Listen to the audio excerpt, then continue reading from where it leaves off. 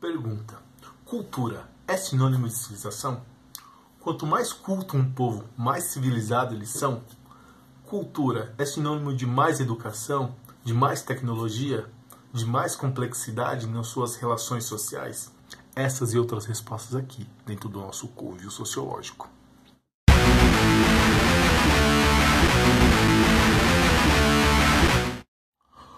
Olá meninos, olá meninas, pessoas bonitas e pessoas não tão bonitas assim. Eis que quem vos fala aqui é o professor Rony dos Santos para mais uma aula de Sociologia. Agora aqui dentro do nosso Covil Sociológico, estamos aqui para responder as nossas perguntas, sair com respostas sociologicamente satisfatórias.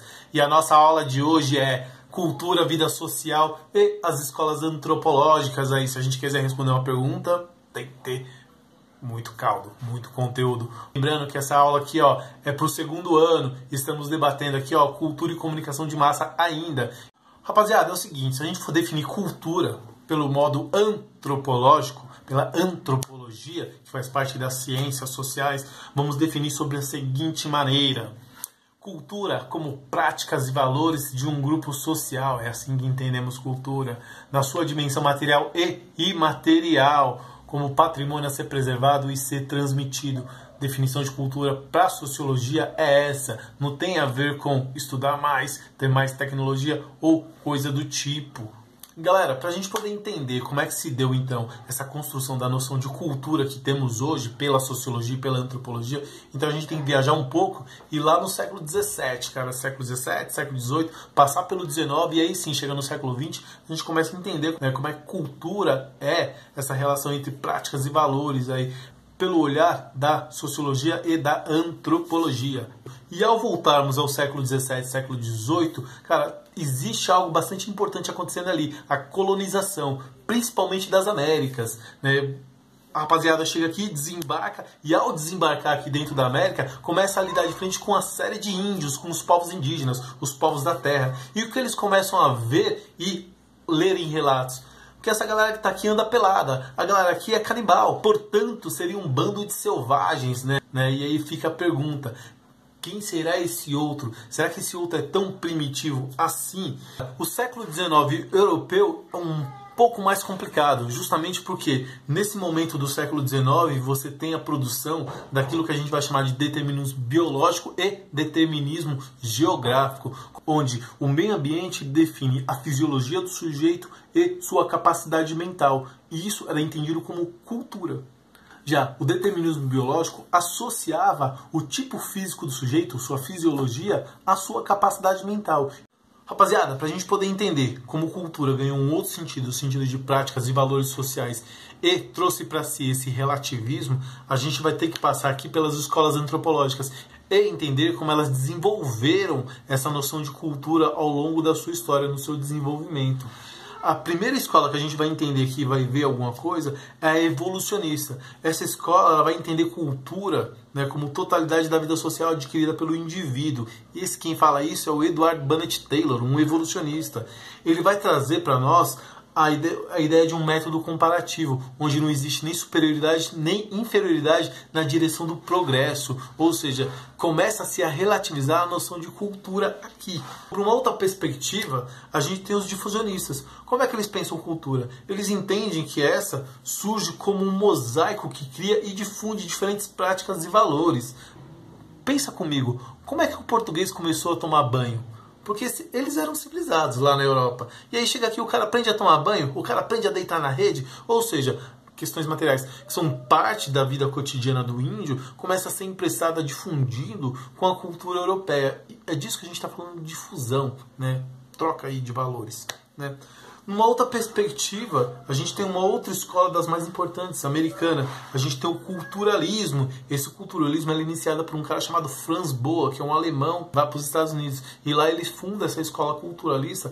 Eles vão defender que cultura é a civilização, então é reflexo das escolhas e experiências sociais. Ou seja, nesse sentido, cultura nada tem a ver com contribuição biológica. Inclusive, eles brigam muito em relação a isso. A gente tem aí uma antropóloga das mais importantes, Margaret Mead, que vai escrever lá um livro chamado Sexo e Temperamento, em que ela vai colocar que a questão biológica nada determina a relação social da mulher, por exemplo. Quem tiver curiosidade, vai lá e leia essa mulher, é muito boa. Uma outra escola, a escola inglesa, aqui a gente vai ter o funcionalismo. O que é o funcionalismo? Como ele pensa, né? E a gente tem principalmente a figura de um cara chamado Malinowski aqui, né? Eles vão dizer que as diversas expressões culturais e as formas de organização devem ser entendidas tendo como base os sentidos atribuídos pelos seus próprios praticantes. Ou seja, se você quer entender uma cultura, não adianta você ficar de longe e escrevendo o que falam sobre ela. Você tem que ir lá tentar entender como é que eles funcionam. E você pode entender eles pelas suas funções básicas, como, por exemplo, alimentação, reprodução, segurança. Se você conseguir compreender essas funções básicas ali de uma civilização, você entende ela. Não adianta você ficar olhando de longe, né? Na França, a gente vai ter um sujeito que é belga, não é francês, mas que nos dá uma grande contribuição aqui, das maiores que a gente conhece aqui, que é um cara chamado Claude Lévi-Strauss. Esse belga vai colocar a seguinte questão, que a cultura é um conjunto de sistemas simbólicos que atua de modo integrado e constitui uma totalidade. Ou seja, ele vai trabalhar a ideia de que existem elementos na sociedade que são constantes, né? Que independente do lugar que ocupamos essa humanidade, temos elementos que são universais, apesar de toda a diferença. Por exemplo, por mais que falemos diferentes línguas, a gente fala uma língua, todos nós temos uma língua, e é por meio dessa língua que a gente se comunica, e é nessa comunicação que a gente troca. Isso é importante para esse cara. Você quer ver outra coisa que está dentro de uma estrutura que vai chamar a atenção de todos nós? Os matrimônios, né? Estrutura familiar. Independente de como sejam feitos esses casamentos, dentro a todas as civilizações, elas vão constituir um matrimônio. E você começa a conhecer a civilização por esse matrimônio, mas todas elas têm um matrimônio, né? E por último, você tem uma economia aí, que é a troca de bens, né? Toda a sociedade ela vai trocar os objetos, independente de como é que sejam essas trocas, independente de quais sejam os fins delas, mas toda a sociedade vai ter uma relação de troca. E isso vai nos tornar humanos, né? Mas cada um na sua diferença.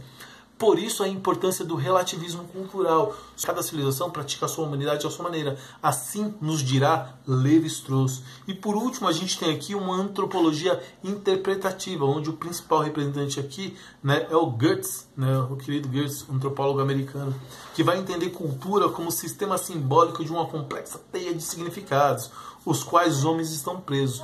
Por exemplo, você na sala de aula, você olha para a sala de aula, obviamente que a sala de aula não é algo dado, né? É algo que você tem para você, mas você vai reconstruindo o significado dessa sala de aula da qual você está.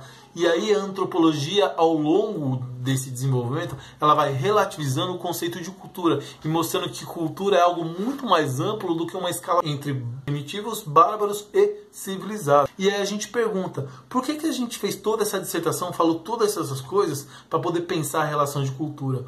Porque o que a gente tinha no começo lá, a antropologia vai chamar de etnocentrismo. É aquele sujeito ou aquela civilização que olha para a sua própria cultura, ou seja, a sua visão de mundo é superior às outras, gerando assim preconceito e discriminação. Agora, quando você usa do relativismo cultural, né, você tem aí a manifestação cultural como algo legítimo, ou seja, quando ela é avaliada pelos próprios critérios da civilização. É você olhar para o outro e deixar que o outro te informe quem eles são. Em última instância, possibilita a nossa coexistência cultural, ou seja, a gente consegue conviver. Portanto, não. Cultura não é sinônimo de civilização, não é sinônimo de progresso, não é sinônimo de mais tecnologia, não é sinônimo de mais complexidade. Todo povo tem sua complexidade cultural, basta que você o entenda a partir dos seus olhos. Se você partir dessa ideia, você está partindo de uma ideia etnocêntrica inclusive europeia, né? Começa lá na Europa. Daí a importância do relativismo cultural, para a gente poder ter uma coexistência cultural. Deu pro gasto aqui, beleza, galera? Galera, estamos no nosso canal aqui, ó. Ouviu Sociológico. Se quiser, deixa seu like. Não tem importância. Isso aqui não é para ganhar dinheiro.